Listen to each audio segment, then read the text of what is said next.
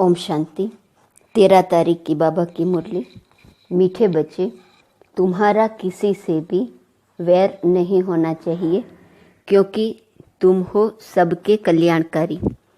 वैर रखने वाले को हाफ कास्ट ब्राह्मण कहेंगे।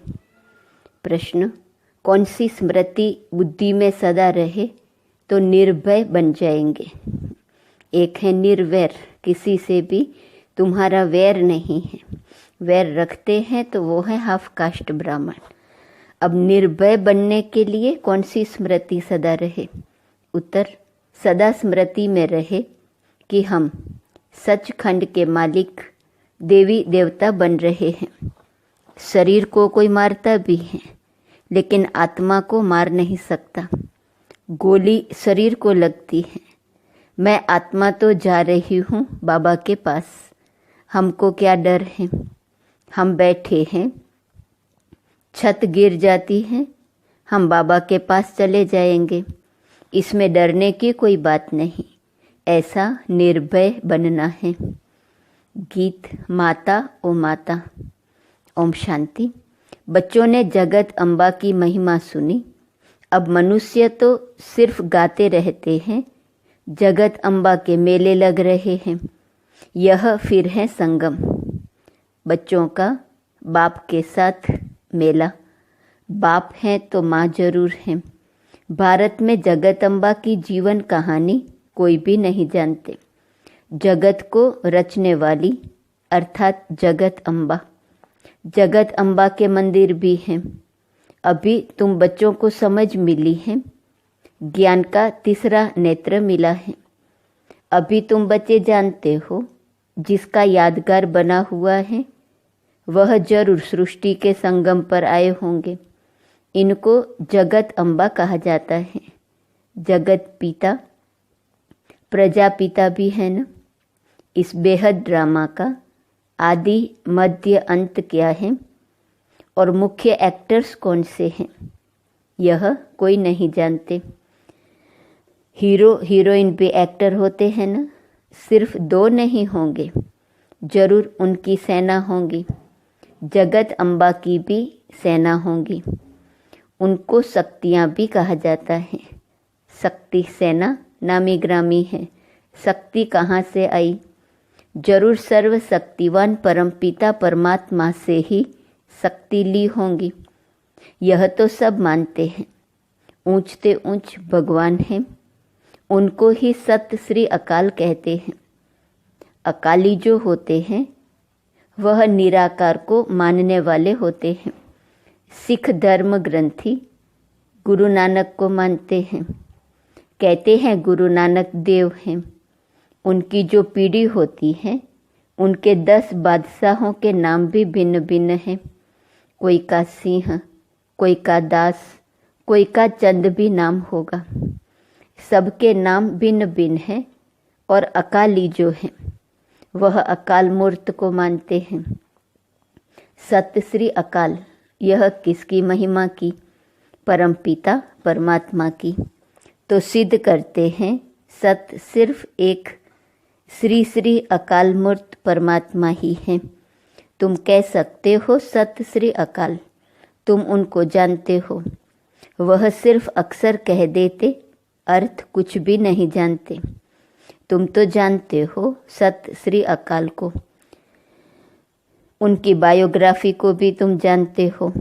विचार सागर मंथन भी तुम बच्चों को करना है। बाप तो ज्ञान का सागर है। उसने कलश माताओं को दिया है। यह है बड़ी मम्मा और फिर तुम अनेक माताएं हो। जगत अम्बा की अनेक बच्चियां और बच्चे हैं। यह जगत अम्बा है, फिर पिता भी जरूर हैं। तुम जानते हो यह जगत अम्बा कौन है, किसकी बच्ची है तो मनुष्य। 8-10 भुजाएं तो नहीं हैं। इतनी भुजाएं क्यों दी हैं, यह किसको पता नहीं। तो ऊंचते ऊंच वह सत परमात्मा है। तुम बच्चों को समझाया गया है। परमपिता परमात्मा, जिसको हम रूप बसंत कहते हैं, रूप भी हैं और फिर बसंत ज्ञान सागर हैं। इतना छोटा सा स्टार, वह ज्ञान सागर है, वंडर है ना।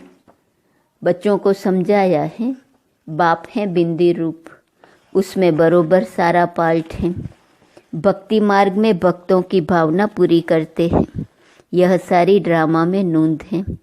जिस समय जिसकी जो भावना है वह ड्रामा में पहले से ही नूंदी हुई है।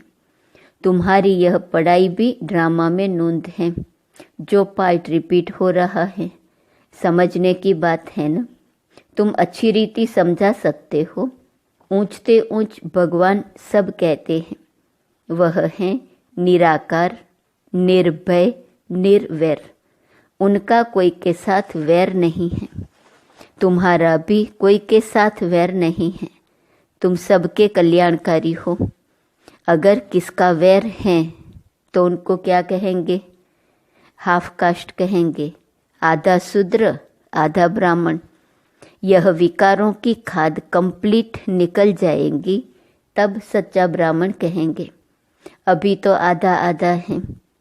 कलयुगी तमो प्रधान संस्कार भरे हुए हैं, वह निकलने हैं। अभी तुमको न देवता न शूद्र, बीच का ब्राह्मण कहेंगे, वह भी संपूर्ण नहीं बने हो। जगत अम्बा को देवता नहीं कहेंगे। जगत अम्बा जब संपूर्ण बन जाती है उसके बाद देवता बनती है। अभी ब्राह्मण है। ब्रह्मा की बेटी सरस्वती है, परंतु यह कोई नहीं जानते। ब्रह्मा कब आया?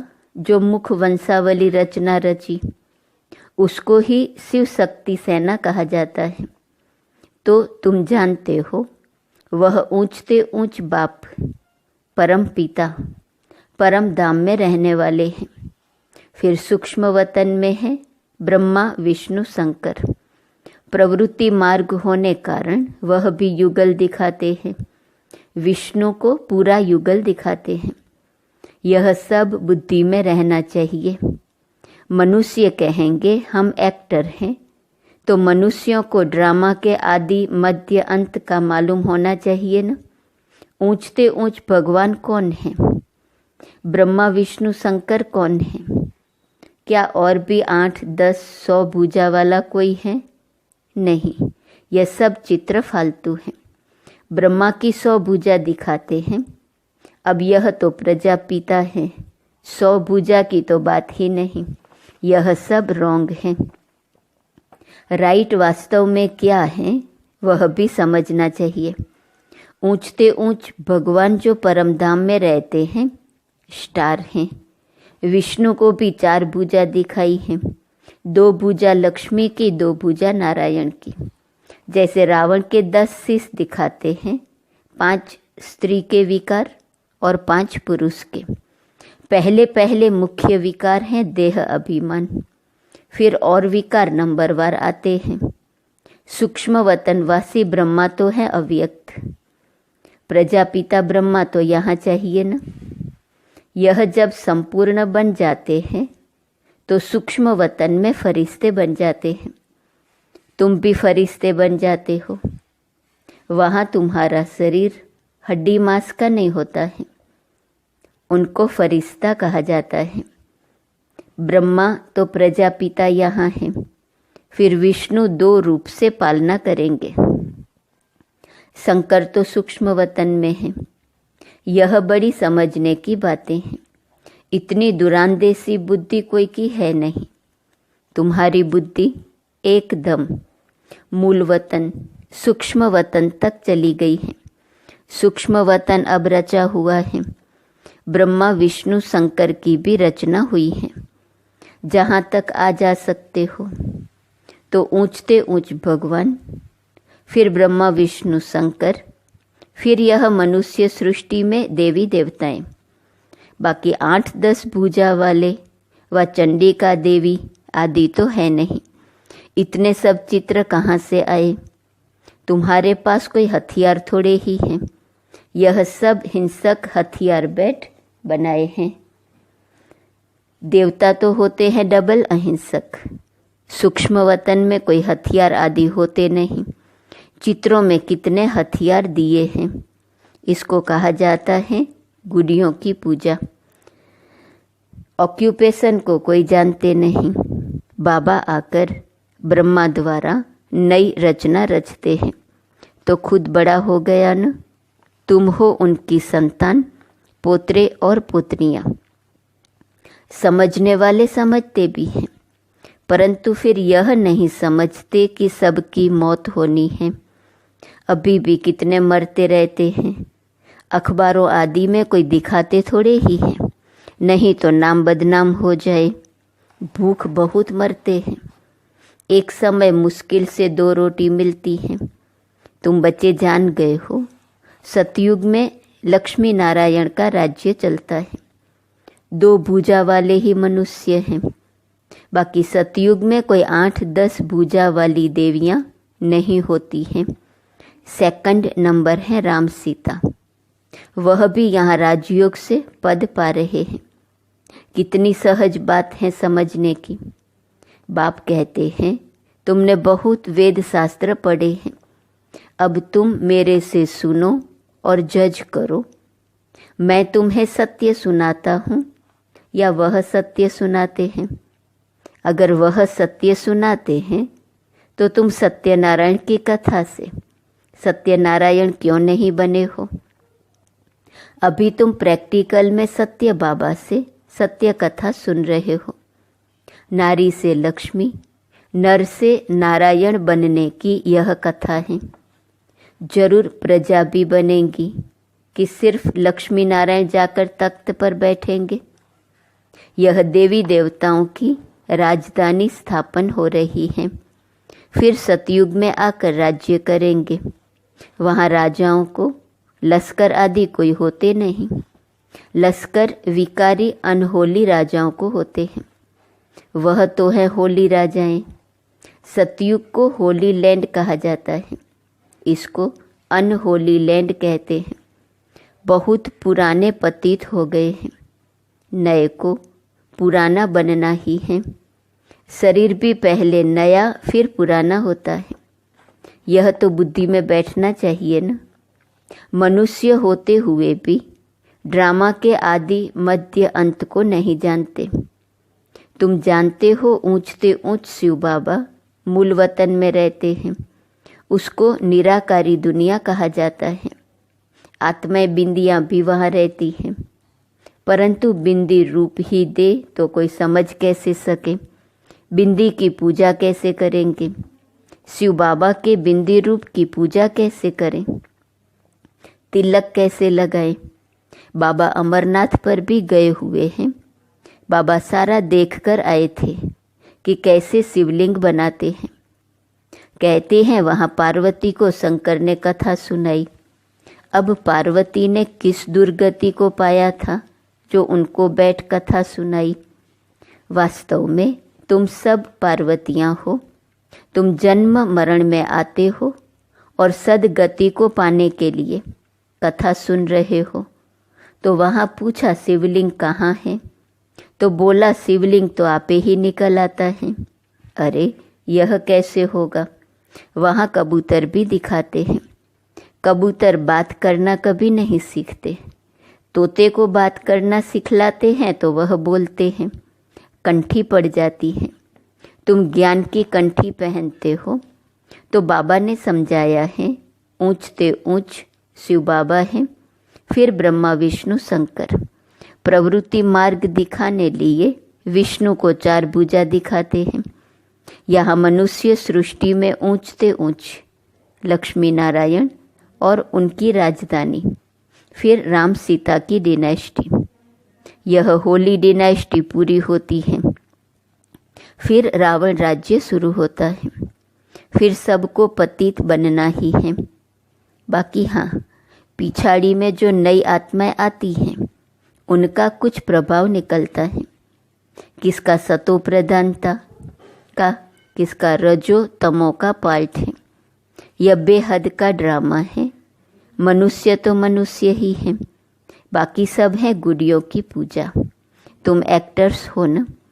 अभी तुम मनुष्य से देवता बन रहे हो। पढ़ाई से मनुष्य कितना ऊंच पद पाते हैं। यह पढ़ाई है जिससे तुम राज्य पद पाते हो। ऐसी पढ़ाई कोई होती नहीं। वह प्रिंस प्रिंसेस तो प्रारब्ध ले आते हैं, तुम यहाँ प्रारब्ध बना रहे हो। भविष्य सतयुग के लिए कितनी ऊंच और फिर सहज नॉलेज है, सेकंड में जीवन मुक्ति। हम बेहद बाप के बच्चे हैं, ईश्वरीय गोद में बैठे हैं। ईश्वरीय गोद कौन छोड़ेंगे? तो इस ड्रामा के आदि मध्य अंत को समझना है। बाप तो यथार्थ रीति बैठ समझाते हैं, जो मनुष्य सृष्टि का बीज रूप गाया जाता है, सतचित आनंद स्वरूप कहा जाता है। जरूर आएंगे तब तो वर्षा देंगे न।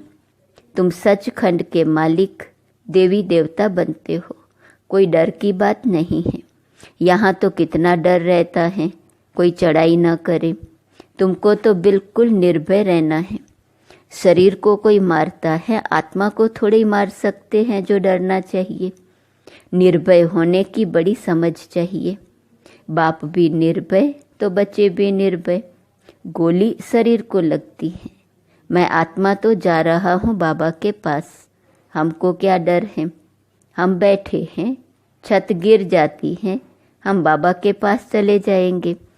निर्भय होने में टाइम लगता है।